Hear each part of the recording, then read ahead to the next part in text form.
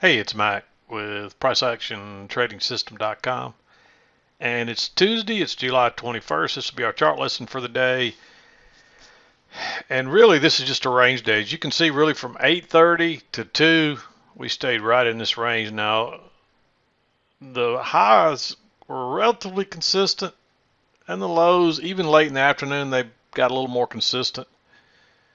But notice how we're making slightly different levels here. And when you start to see that where you're making, you're not turning at the exact spot, you want to wait on a higher low off the lows or a lower high off the highs. And you might even want to wait on a reversal pattern like here. So we'll talk about those when we get to them.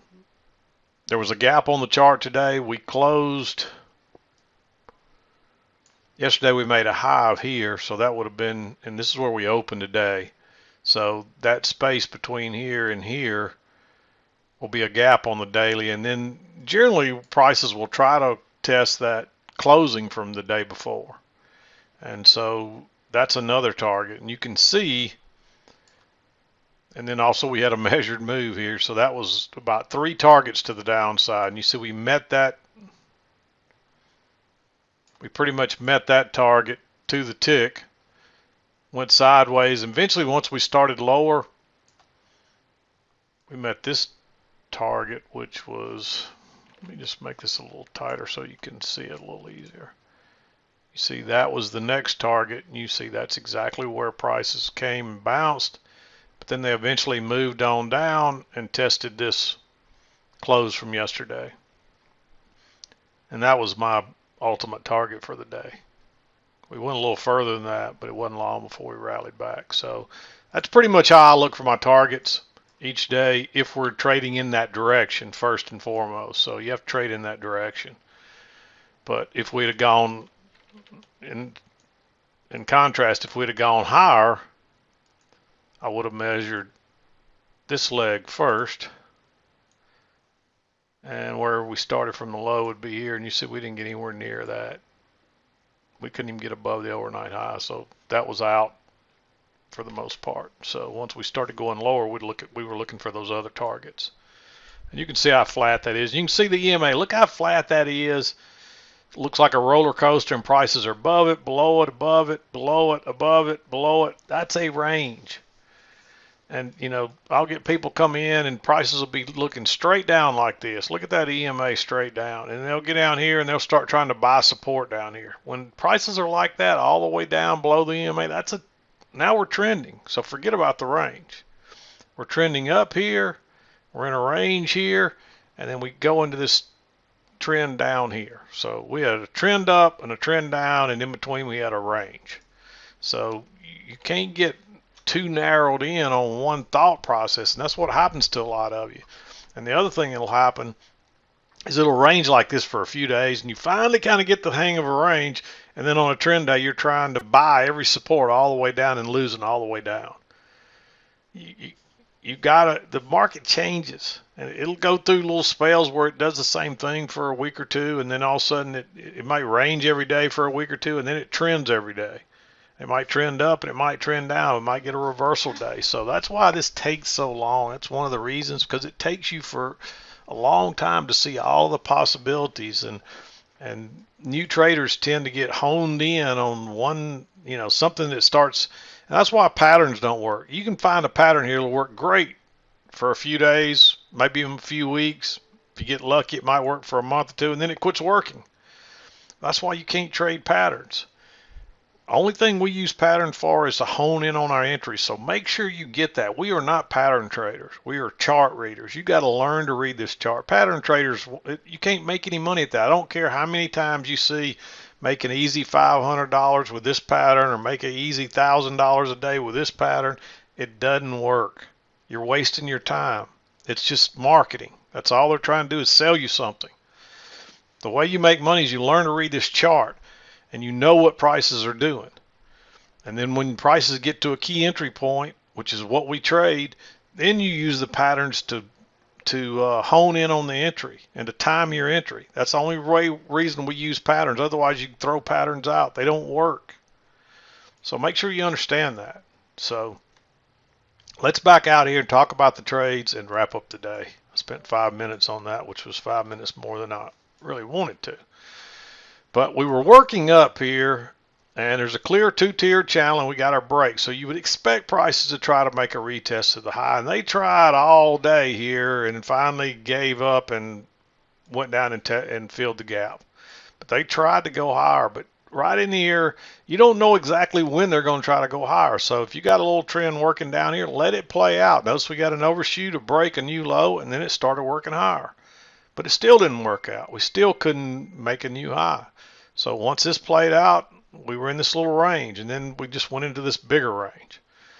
So don't get keyed in on what, just because you expect something to happen, the rules say it will normally happen. It doesn't always happen. Obviously, when we get this first break, we're looking for a chance to go long if we get a good setup. But by the time we get down here, we're in a downtrend. So let this play out and then look for a long. So we're working down here. We're working down. I marked 7 o'clock came. I believe it was right in here on this move, right off this high into here. And there's just no setup to go long. We're waiting on this key entry point. And we got here, no setup. We actually broke lower here. It's tempting to try to go long there, but really your support is right across here, and these are little failed break lowers. And so notice how that's right into that trend, into that support resistance line. Don't go long into that, especially that close to the EMA. You don't have any room there because that's what happens. So wait till you get a good setup. Let this play out first. And then normally I wouldn't mark a short here this early, but I want to show you why I like this one. First of all, you got the trend line working down, and that's the third touch, so that confirms it. But look what happens. You break out, you test that once, and you come back and you try to test it again. But notice that you got the support from support resistance. It's now acting as resistance. You got the EMA acting as resistance. You got the trend line acting as resistance. You got 3 forms of resistance right above that instantly turn prices back. As soon as it touched, it turns and trades down on a big bearish bar. Go short right there. Because you're going to at least probably get a scalp, and this thing may take off. And that one trade right there could make you multiple points. And then we get the overshoot, the break, and we get a couple legs down to a new low, and it reverses. But notice what happens here. You got a new low, and you get a first entry, and then you get a second entry. Look how bearish that bar is. And you would have scalped out and then got stopped out on your runner, so you could go ahead and enter here on this lower high. You still have room to get out, and there's another quick one, and then it bounces. And look what happens here. This is another important spot. Look, make sure you pay attention to this. Look how easily prices went right back through the EMA. That's telling you something's changed. Because look what happened every other time. It just touches it, and it gets rejected. It's getting rejected, and there's no rejection here. It pushes through, and it actually rejects from the other side once. It comes back, and there's your second entry short. And if it breaks higher above here, that's a failure. And when it breaks higher, look at it go. They got people trapped. And it starts, and this is where you think we're probably going to get the retest. We're working up, and you just don't get it. And you don't get another entry here. This is a first entry. This is a first entry. Don't enter on first entries. Not unless it's a real strong trend and you've got a real, like I showed you with the little bars with all the stems and stuff. This is not a real strong trend. This is just a move back up. It looks pretty good, but we're not going to risk a first entry on it because you're probably going to get 2 legs here soon. And you're probably going to get your 2 legs after you get your 2 legs up. Really, I would probably call that your first move up, and then you'd look for your second leg from there. And so once you go above there, then notice you get 2 legs down, and then you get 2 legs up, and then you get a move down, 2 legs here in the middle, and another move down. The market moves in twos, and it's hard to see this if you're not skilled at it, but it's there. So anyway, you make that high, you get your first break with 2 legs down, but you don't get a signal bar there. At least on my chart. If you got a good signal bar there, go long. But notice we make a higher low right here and a double test of this low here and a nice bar. So now I get a chance, and it runs back up. Doesn't go very far, but I got an easy scalp. Then it turns down. I don't really have a setup there. You don't want to go short on that. That's an inside bar. That's really tempting. It is a second entry short when it breaks lower right there. But this is your signal bar. You might take that trade. If you did, your entry is one tick below this on the second entry, but your safety stop still has to go one tick above that bar. So you may take that. I'd be willing to mark that green. That's a little bit aggressive because your signal bar is an inside bar and they just are not very reliable. But it's pretty obvious what's going on. It looks like we're going sideways here. Look how flat the EMA is starting to get. So we run down it. We have a little failed breakout, but that's new territory. It's not bouncing right here, so wait on a higher low. And guess what? You make another lower low, and that's why you wait on a higher low. And then you make an even lower low than that. And unfortunately, I don't get a setup here to take this short. If you had a nice, you really would need a second entry short or some kind of trap. You could call that a first entry, second entry in a trap.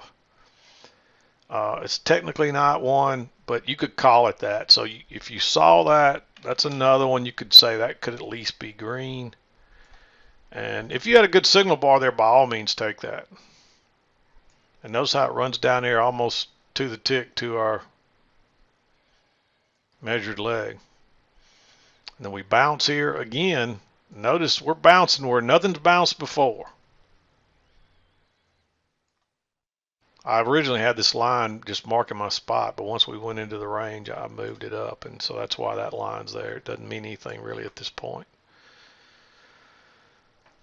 But wait on a higher low here, because you're just, even though that's so tempting because it's so bearish and so far away, the odds are you're going to make another attempt at another leg down. That's just too bearish not to. Although we do have two measured legs down now. And just when you think you're not going to get it, look how quick that runs down there and goes right to where our measured move is.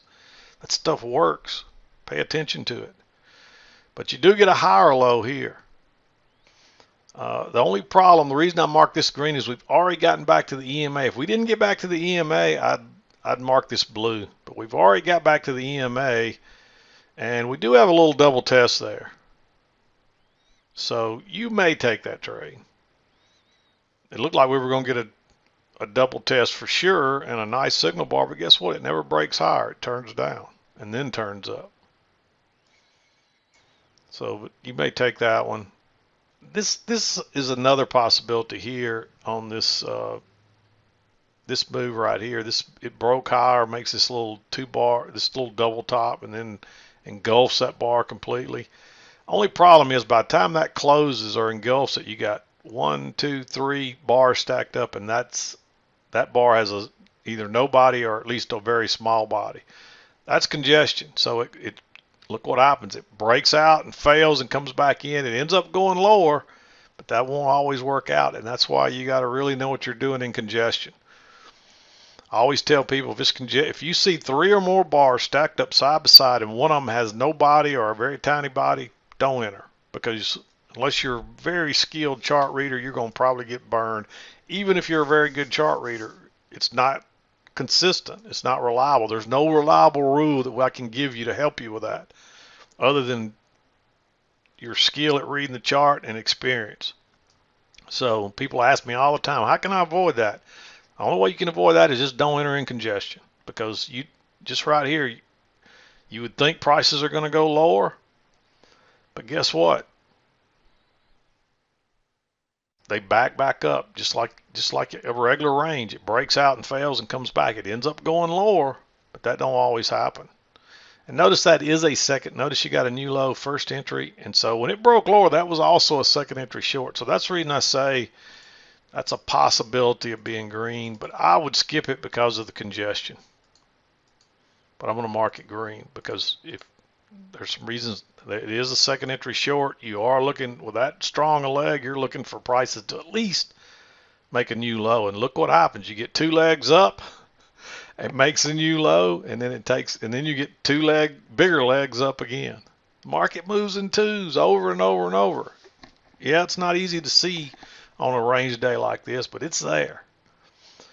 And we don't really get a chance to go long here.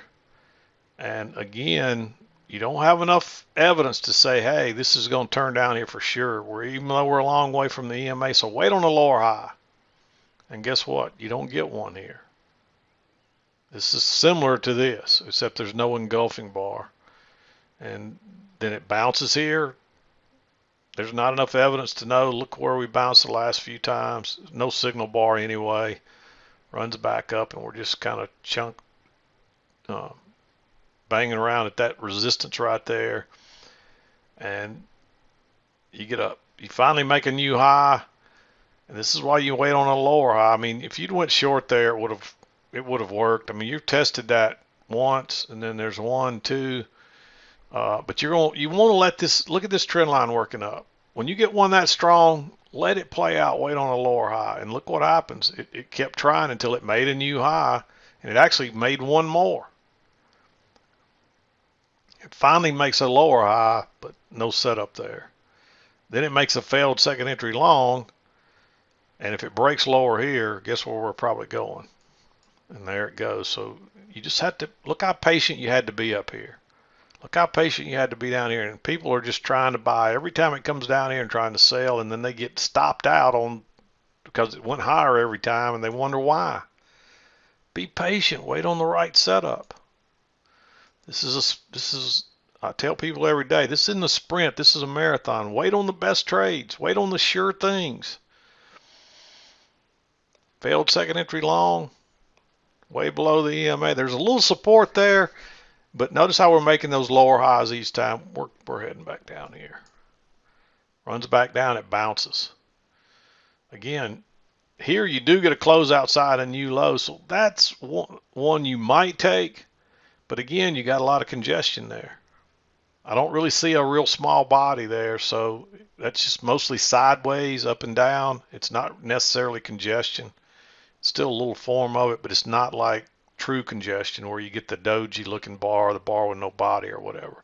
And that is a very bullish bar. So you might take that one. That's another one that you can mark as green. It's aggressive. You might get burned taking it, but a lot of times you'll catch a good move on those. But then it comes back and gives you another setup right here. Now you've made that low and you got a double test at that level. Go long right there. Still, it only gives you a scalp, and it comes back, and you can tell we're just kind of chopping sideways. You're not getting rejection here, so don't enter anymore. Just kind of wait and make sure we start trending in the other direction, and then guess what happens? Look how you finally push through there, pull back, then pull back again, get a failed second entry short, a nice signal bar, just go long right there. That's your reversal pattern. You're finally getting some rejection from down here. Let me show you this. I think I showed this the other day. This is what rejection looks like. Look how it doesn't hang around down here. It touches and boom, it reverses and it's gone the other way. This is not rejection. We're hanging around. So you gotta wait it out. This was rejection. Look at that. And then here again, look how we're hanging around. We're not taking off. Even here, it was real weak. And then finally you get up here and that's rejection. Boom, and off it goes. So if you want rejection to really jump in. When you're not seeing rejection, wait. But we talked about the reversal, and then you come here, you get a first entry, a second entry. If you had a good signal bar, go long right there. I don't have a good one. So I waited on the higher low, right at the trend line. Nice bullish bar. Look at it go. And then notice how we made a new high here. You actually had an engulfing bar. That's real tempting. You could enter there, but you might get burned. So wait on the lower high, which comes right. Plus you got this trend channel working up, although you really already had a close outside of it there. So